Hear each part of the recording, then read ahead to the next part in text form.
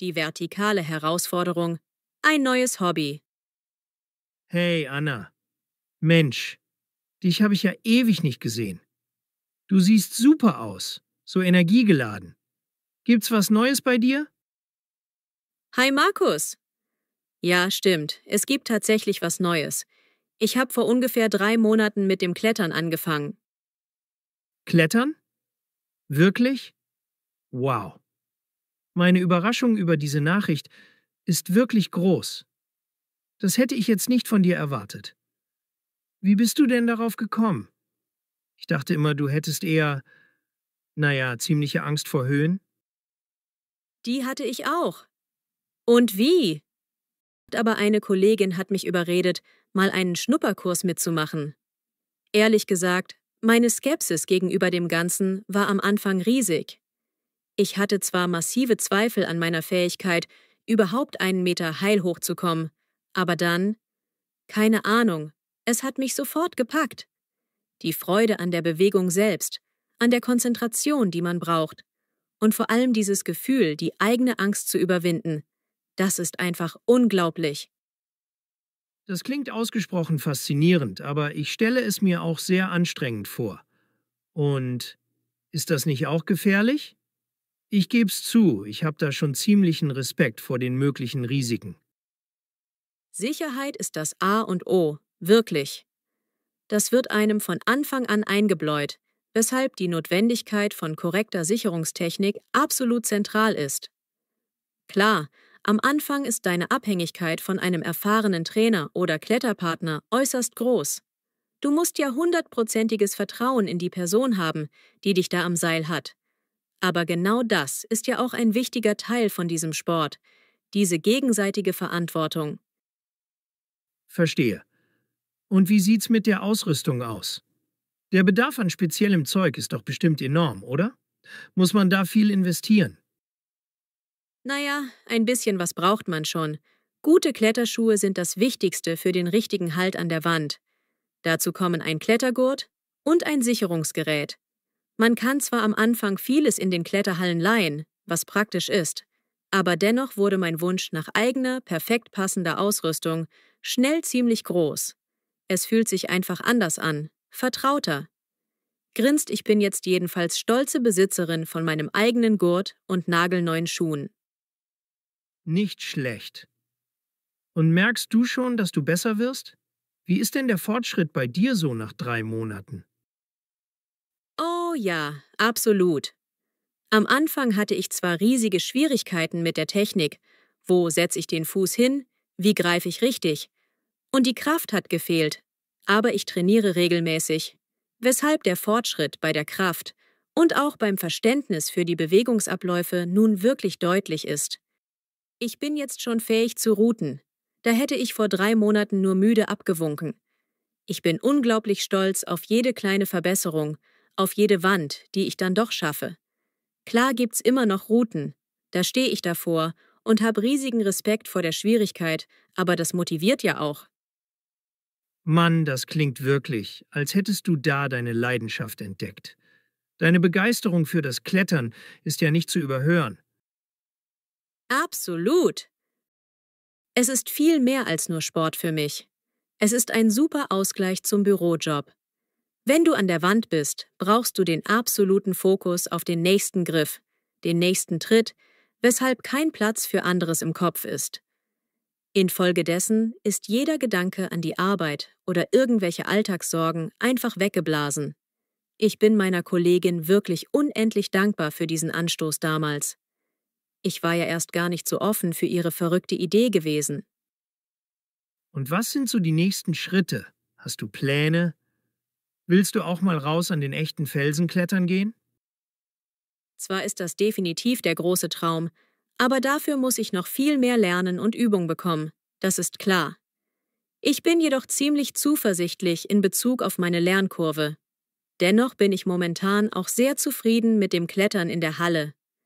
Die Leute dort sind auch unglaublich nett. Es ist eine richtige kleine Community von Leuten entstanden, die genauso verrückt nach diesem Sport sind wie ich inzwischen. Wahnsinn. Also deine Erzählung macht mich jetzt doch irgendwie neugierig auf das Ganze. Vielleicht sollte ich das auch mal ausprobieren. So einen Schnupperkurs oder so? Ja, mach das unbedingt. Ich kann es dir nur wärmstens empfehlen. Es ist auch eine super Ergänzung zu jedem anderen Fitnesstraining und gibt einem mental unglaublich viel. Wenn du dich dafür entscheidest, sag auf jeden Fall Bescheid. Ich gebe dir gern Tipps für den Anfang. Super, danke dir, Anna. Das mache ich vielleicht wirklich. Wirklich schön, dich so voller Energie für dein neues Hobby zu sehen. Das steckt ja richtig an. Danke, Markus. Hat mich auch gefreut, mal wieder mit dir zu quatschen. Fand ich auch. Dann bis bald mal wieder. Ja, mach's gut. Tschüss. Karrierewege. Wohin geht die Reise? Hi, Tom. Gut, dich mal kurz zu erwischen. Kaffee? Wie läuft's denn bei dir so jobmäßig zurzeit? Alles im grünen Bereich? Hallo Lena.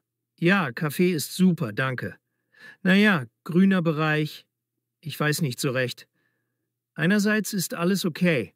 Keine großen Katastrophen am Horizont. Aber andererseits, ich mache mir momentan wirklich viele Gedanken über meine berufliche Zukunft. Ich bin irgendwie an einem Punkt angekommen, wo ich nicht mehr ganz sicher über den weiteren Weg bin. Ist das hier noch das Richtige für mich auf Dauer? Oh, das klingt nachdenklich. Was genau beschäftigt dich denn? Gibt's konkrete Gründe für deine Unsicherheit, deine aktuelle Position oder die Perspektiven hier? Es ist weniger ein spezieller Vorfall, mehr so ein schleichendes Gefühl. Ich habe den Eindruck, ein wenig festzustecken. Klar, es gab letztes Jahr diese Gelegenheit zu einer kleinen Projektleitung, das war eine gute Erfahrung und sicher nicht schlecht für den Lebenslauf. Aber seitdem fühlt es sich nach Stagnation an. Ich sehe momentan wenig echte Chancen auf einen signifikanten Aufstieg hier in unserer Abteilung. Und ganz ehrlich, ich spüre einen wachsenden Bedarf an neuen, anspruchsvolleren Herausforderungen, an etwas, wo ich mein Wissen erweitern und wirklich wieder dazulernen kann. Die Routine macht mich langsam mürbe. Das kann ich gut nachvollziehen. Manchmal braucht man einfach neue Impulse, um motiviert zu bleiben. Hast du denn schon mal über Weiterbildung nachgedacht? Es gibt doch bestimmt Kurse oder Zertifikate, die für dich interessant für deine Entwicklung wären und dich vielleicht auch für andere Aufgaben hier qualifizieren? Der Bedarf an Fachleuten mit speziellen Kenntnissen, gerade im digitalen Bereich, ist ja enorm. Ja, der Gedanke an Weiterbildung ist definitiv da. Ich habe sogar schon ein paar Online-Kurse im Auge, die mein Interesse an Datenanalyse und KI geweckt haben. Das fasziniert mich schon länger. Aber das ist natürlich auch eine nicht unerhebliche Investition, sowohl in Bezug auf die Zeit als auch auf die Kosten. Und dann stellt sich die große Frage, mache ich das, um meine Position in dieser Firma zu stärken, oder sehe ich es eher als Vorbereitung auf einen möglichen Wechsel? Die Entscheidung über diese grundsätzliche strategische Ausrichtung fällt mir im Moment wirklich schwer. Puh, ja, das ist wirklich eine Kernfrage. Bei mir ist es etwas anders gelagert. Ich bin eigentlich ganz zufrieden mit meinen jetzigen Aufgaben. Die Verantwortung für mein kleines Team macht mir viel Spaß und die Projekte sind meistens spannend. Aber auch ich merke natürlich, wie rasant sich alles verändert, besonders die technologischen Anforderungen. Ich sehe definitiv auch einen dringenden Bedarf an Fortbildung, um technologisch am Ball zu bleiben und nicht den Anschluss zu verlieren. Mein Chef hat mich da neulich auch drauf angesprochen und seine Unterstützung für Weiterbildungsmaßnahmen signalisiert. Der Einfluss seiner positiven Einstellung ist mir schon wichtig. Er ist ja auch eine Art Mentor für mich und ich bin ihm dankbar für seine Ratschläge. Siehst du, das ist doch super. Ein Chef, der fördert und unterstützt. Das ist Gold wert. Bei meinem Vorgesetzten ist das, nun ja, etwas anders. Sein Einfluss, sagen wir mal seine Prioritäten, scheinen oft woanders zu liegen als in der Personalentwicklung. Das trägt ehrlicherweise auch zu meinem wachsenden Frust über die mangelnden Entwicklungsmöglichkeiten hier bei. Manchmal beschleicht mich das Gefühl, mein eigentliches Potenzial zu mehr wird gar nicht richtig erkannt oder wertgeschätzt. Das ist natürlich ausgesprochen demotivierend, das verstehe ich. Hast du denn mal überlegt, das Gespräch mit ihm oder vielleicht direkt mit der Personalabteilung zu suchen und deine Wünsche klar zu formulieren? Oder vielleicht sogar eine Bewerbung um eine andere interne Stelle in einer Abteilung in Betracht gezogen, die besser geeignet für deine Interessen ist? Manchmal ergeben sich ja auch innerhalb der Firma ganz neue Wege. Das direkte Gespräch habe ich schon mal vorsichtig versucht anzustoßen, aber es verlief irgendwie im Sande, ohne konkretes Ergebnis. Eine interne Bewerbung, ja, das ist eine Option, die ich im Hinterkopf behalte. Aber mein Gedanke an einen kompletten Neuanfang, vielleicht sogar in einer ganz anderen Branche, wird in letzter Zeit immer lauter. Ich bin mir nur absolut noch nicht im Klaren, wann der richtige Zeitpunkt ist oder welche Richtung ich einschlagen soll. Und diese Entscheidung über einen möglichen Karrierewechsel mit all seinen Konsequenzen ist wirklich eine harte Nuss. Das glaube ich dir sofort. Das ist ja auch ein riesiger Schritt mit vielen Unbekannten. Aber manchmal ist so ein klarer Schnitt vielleicht genau das, was man braucht. Wichtig ist doch, dass du dir die nötige Zeit für die Reflexion nimmst und nichts überstürzt. Hast du denn schon konkrete Branchen oder vielleicht sogar Firmen im Auge, die dein Interesse an etwas Neuem besonders geweckt haben? Ein wenig recherchiert und herumgesponnen habe ich schon. Der Bereich erneuerbare Energien oder nachhaltige Technologien reizt mich sehr.